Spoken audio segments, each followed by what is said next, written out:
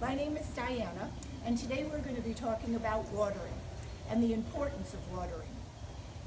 We have a new crop of pansies here, and they were planted at different times, so we have different root systems in there. And I'm going to show you how to water each of the different sizes. One of the most important things we're going to do here is make sure our hoses are coiled so that there's no accidents. If you leave it in the aisleway, a customer might trip on it. And you also want to make sure your nozzle is off of the floor. That keeps diseases off of your watering head. Also, during the summertime, or even during the winter time, the water that's in the hose can get very hot. So when we first start our hose, we let it run for just a short time until you feel that the water is coming out at a cooler temperature. Hot water can injure the plants. Now this hose was already running, so it's cool right now, but you might have to wait a minute or two. Also, we want to make sure that the pressure isn't too hard that it will blow the little babies out of their trays. So I'm going to adjust my pressure so it's just a little bit softer. And this head here is called the red head. This is my favorite watering nozzle because it has a very fine mist and it penetrates deeply into the cells without injuring the plants. So before we start watering, I want to show you the difference between an older plant here.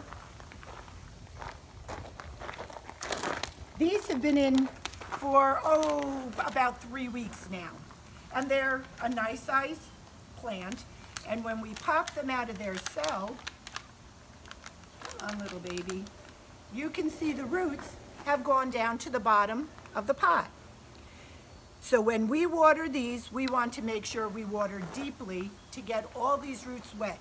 If you water just a quick watering and you only get the top part of your cell wet, these roots will dry up and die, and your plant will go into a wilt. And if it lasts too long, you can kill your plant. When we go farther down the table, you'll see the new babies that were just planted, and their roots are only this deep.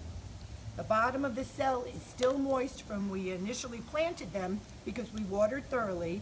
So down here, there are no roots that will be absorbing the water. All the roots are at the very surface. So those ones we can water a little more shallow because it's already wet down here. But I'll show you that in a minute.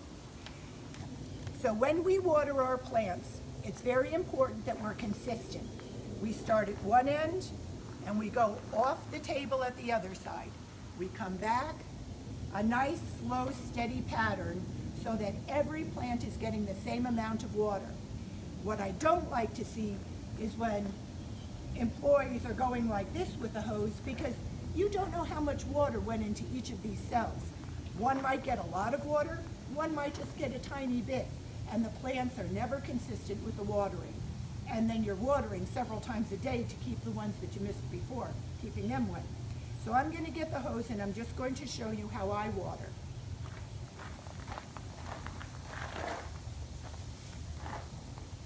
We've already set the water to the right pressure.